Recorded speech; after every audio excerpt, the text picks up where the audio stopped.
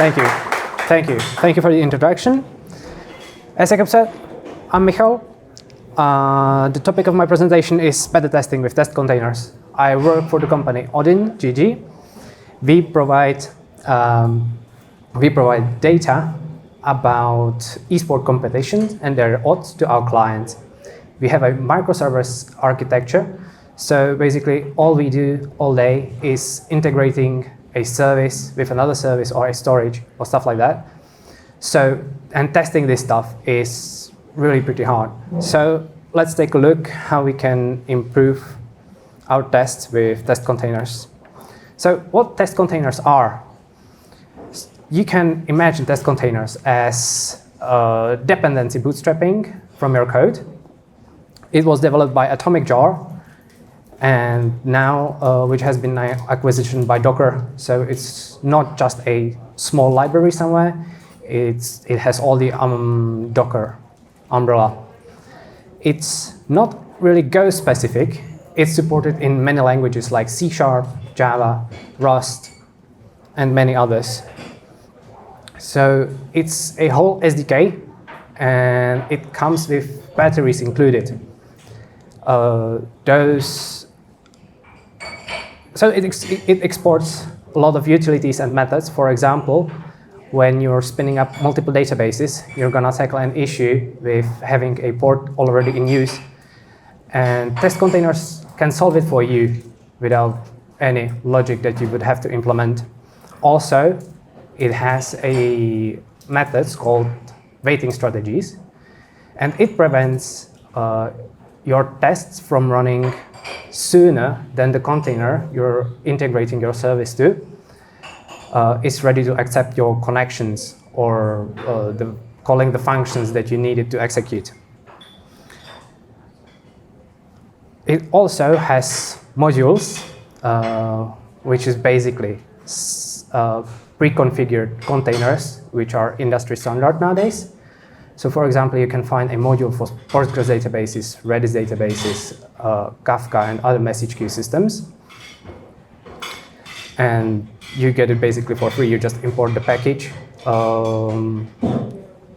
configure it a little bit, and you can just execute your tests.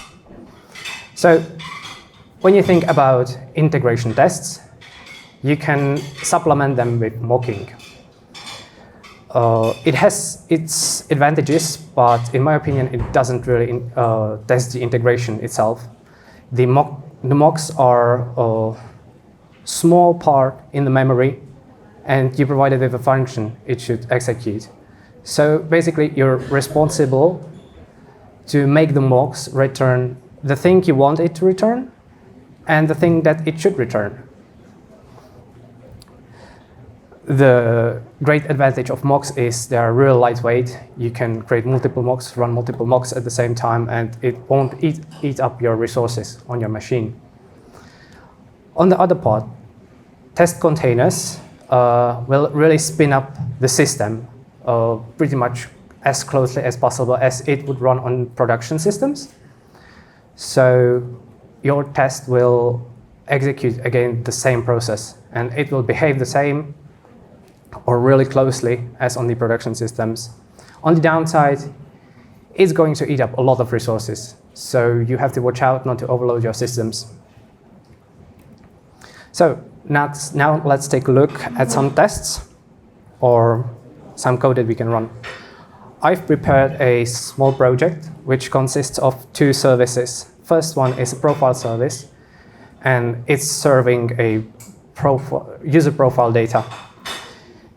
There's also a picture service, which handles creating and getting pictures, and also some statistic about the picture views. And those two systems depend on the database. So let's start with a implementation of one step before. The services are quite small.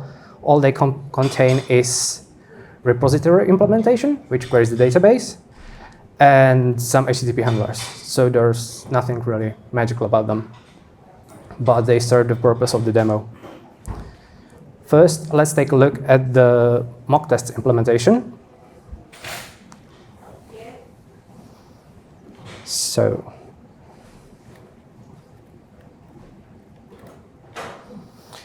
this test executes a read query against the picture views table. We can check it here.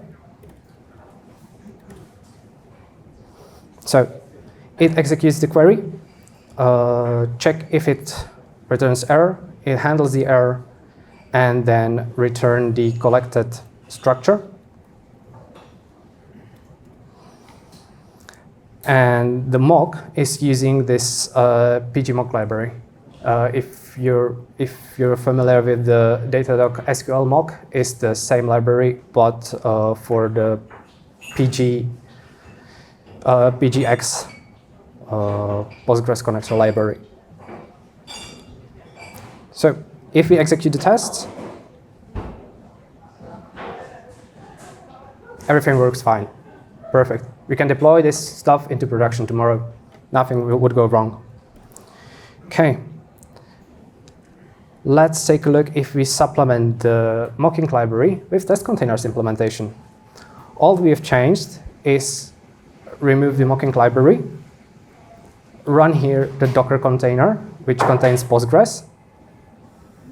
We'll set up the image that we will use, the database name, password, and we'll use the waiting strategy to make our code to wait actually for the port to be available.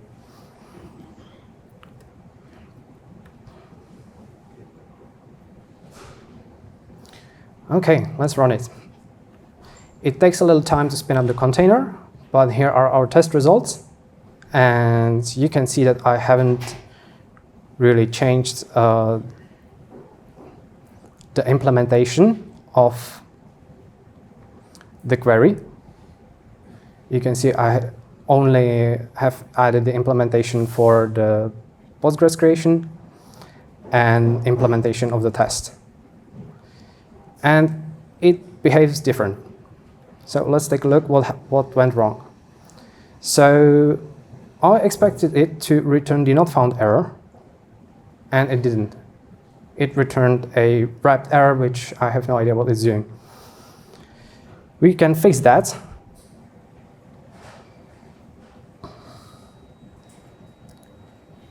Let's take a look at the fix. So I've made the mock to return the error no rows error here, but the library doesn't really behave that way. The error is returned when there are no rows. So I've made a mistake in my mock implementation, which wasn't caught by the test, but it was caught by the test container running.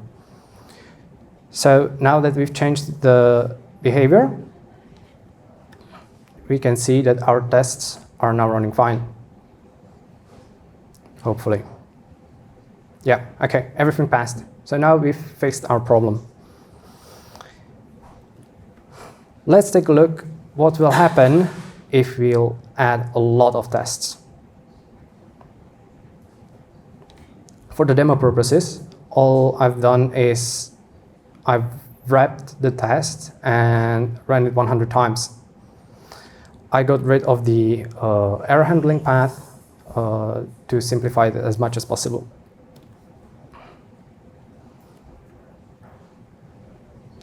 Okay, now if we'll run it, you can see here on this side that we are spinning up a container, run the test, and it will die.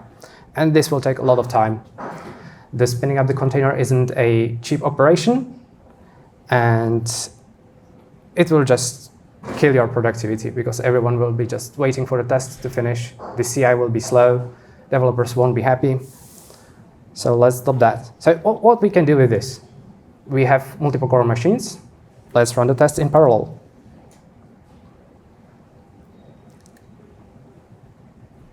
So in this change, all I've done is I've added a t.parallel, which runs my test in parallel. Simple. Now you can see all my tests are running or waiting at the same time. The containers are getting spun up and dying all the time. And we are actually overloading the system. And the spinning up the container didn't really get that much faster because now there's a huge load, so a lot of parts are waiting for the other one to finish, and the tests are still slow. Can we improve that? Yeah, I think we can. It's a read operation, so there's really no point of creating a new container for each test. We can just reuse the same one.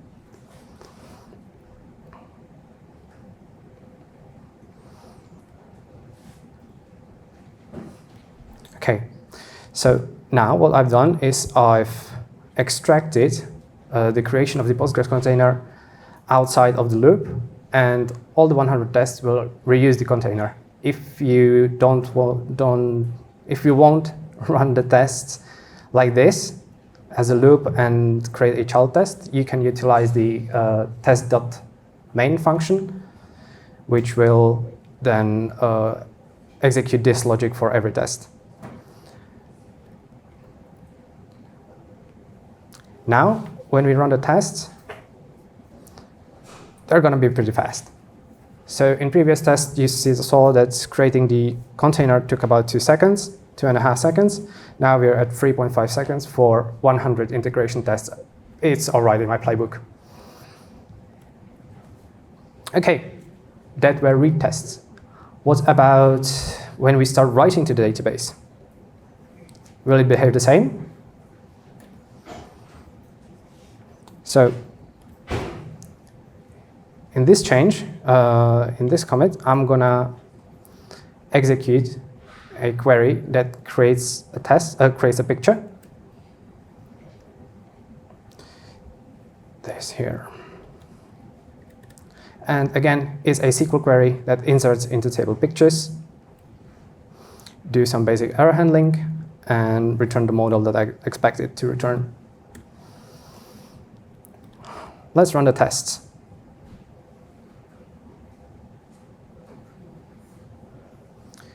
Okay, something went wrong. You can see that the first test has passed and every subsequent test has failed. And if you'll take a look at the test, I have expected the image to be returned to have ID 9. But due to reusing the container, the ID 9 was used only for the first test, and every subsequent just increased the ID. This is a really simplified example, but when you're stressed, where you are going to try to remove data and fill with your seeds, you're gonna basically encounter these errors. So, how do you fix it? We need to isolate the tests. The simplest way to isolate the test is to run a container for each test, but that's no good because it will be really slow. We've just seen that. So what we can do is we can do a cleanup after each test. Test containers have methods that will allow us to do it really easily. If you'll take a look at the instrumentation of the code for the Postgres database, it's creating the container, it's applying migrations, creating the seeds. Here I am resetting the indexes of the IDs, and this is the most important part. We're going to take the snapshot of the database that we can then return to. You don't have to implement this logic. This is already in the test containers in the Postgres module. So pretty cheap. I'm able, I hope I, yeah. So I've created just one container and I've ran 100 tests which modify the data in my now stateful test, and everything worked as expected because the test cleaned up after itself and the consequent test started with a clean slate. So now we've taken a lot of time talking about databases, but that's not the only thing test containers can test for us, for you. You can also test your own services. There's nothing really stopping you. If you containerize your service, you can then run it in your tests in its own container.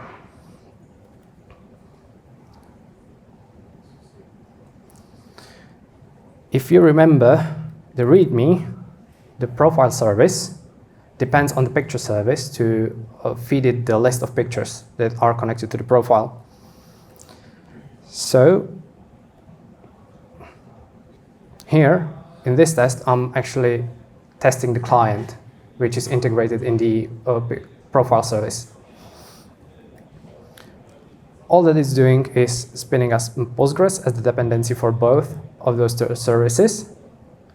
I'm building the container for the picture service. I'm setting up the environment variables for it to be able to connect to the database. And I should be also waiting for the exposed port to be available. Otherwise, the test will fail because the container wasn't ready. Okay, so let's try and run that. So now you can see more containers spawn up. One is for the database, and there's also running a builder, which will build a service, and it will take, again, quite a lot of time. So when you're going to write multiple tests for the same service, there's really no point to build the service again with each test, because the image will really be the same.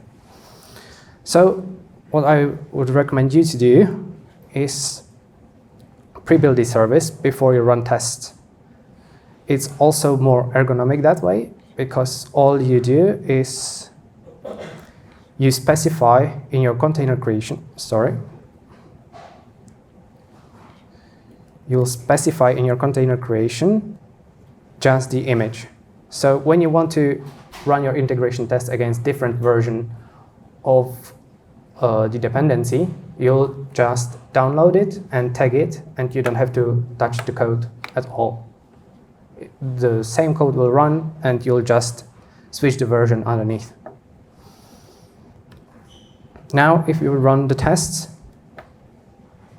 it should be fast again, and your colleagues won't complain anymore because the CIC is not that long, and you have the added security where you're deploying.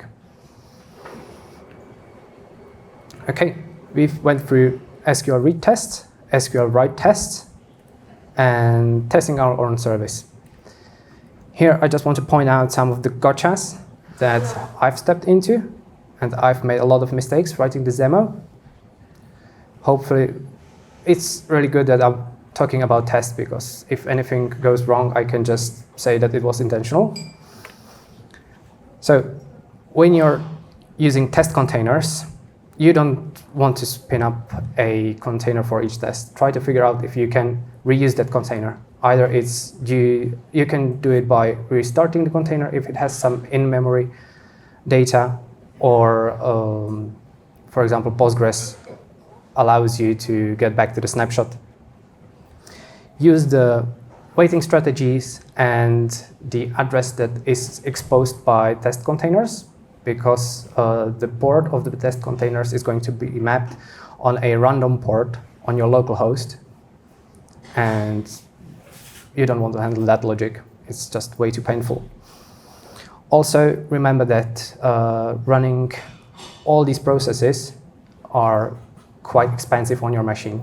So if you're gonna have a multiple tests across multiple packages, try to limit the parallelism and try to figure out what degree of parallelism won't overload your system.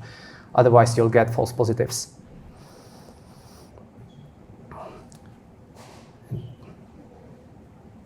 Yeah, okay. That will be all for me.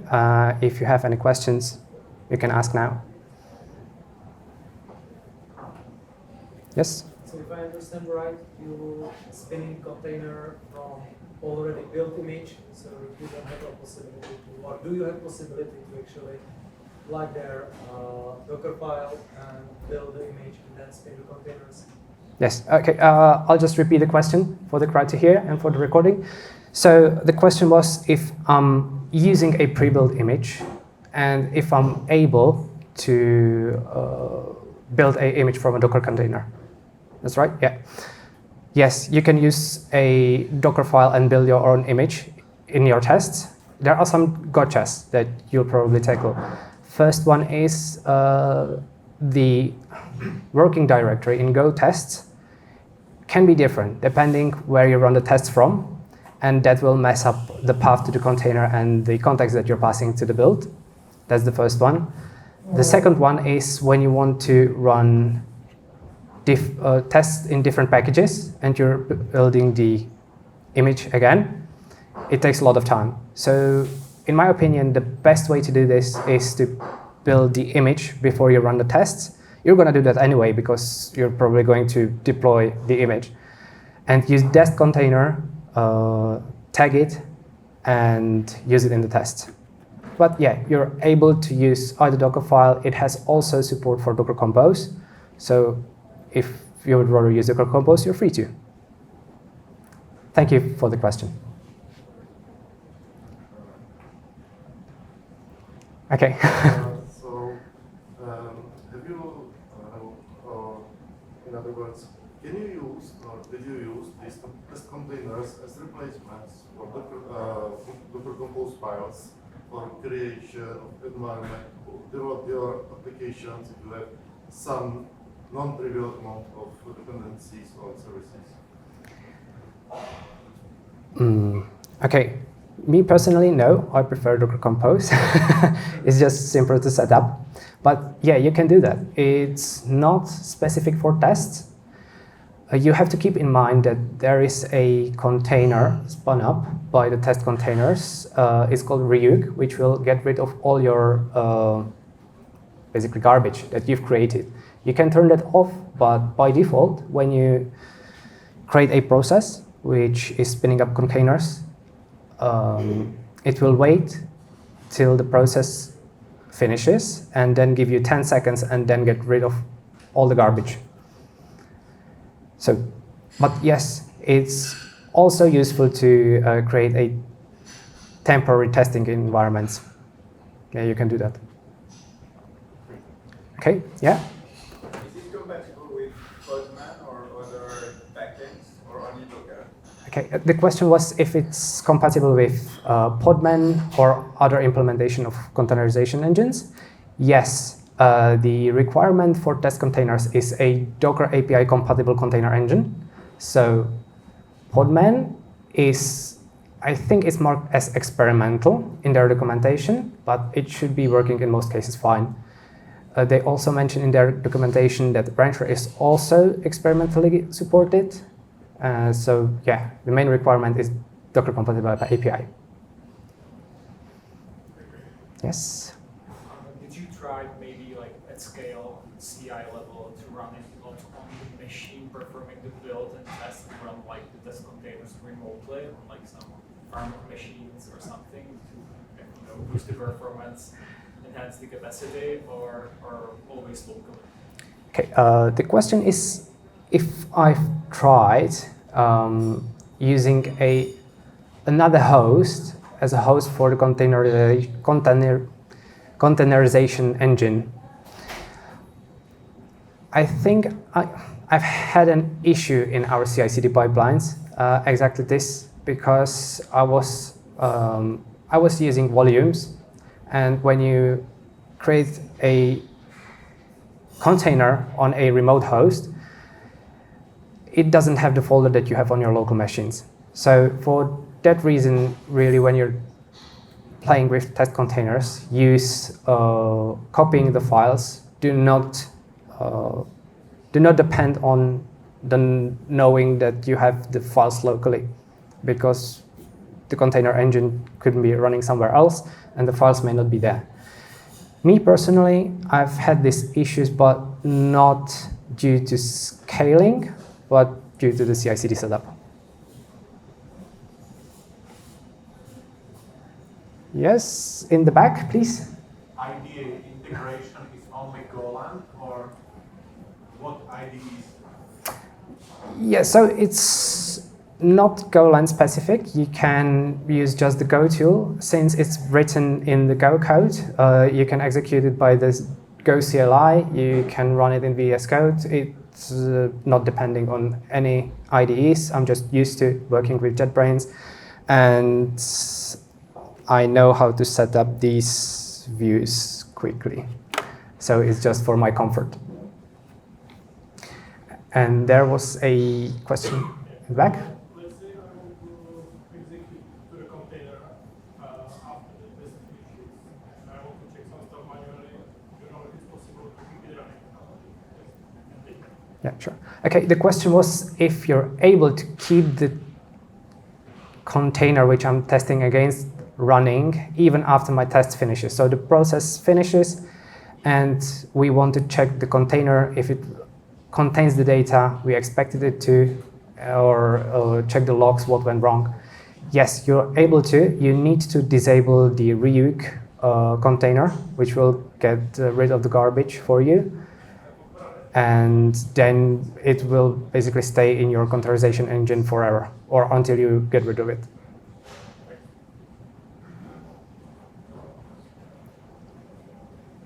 Okay, once again. Okay, one more. Do you take any like precautions regarding essentially compliance and supply chain, possible supply chain attacks through, I don't know, running a Postgre container which is pulled from Docker Hub or something like that during like your pipeline? Because like we devs are currently, I think, getting used to pulling from some specific locations, especially Go's very safe with like Go sum and everything. But then you suddenly pull a container just marked by its name and run it in your pipeline. Right. Are you taking any precautions? Okay, so the question was if we are trying to mitigate supply chain attacks because I am only referencing the Docker images by its name in the code.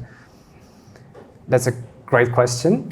No, currently not, but I'm going to try to figure out how to do that. That's a really good point. Thank you. You can actually specify the exactly the full image name for Yeah. each of the test containers. Yeah, you definitely can, and I haven't done that.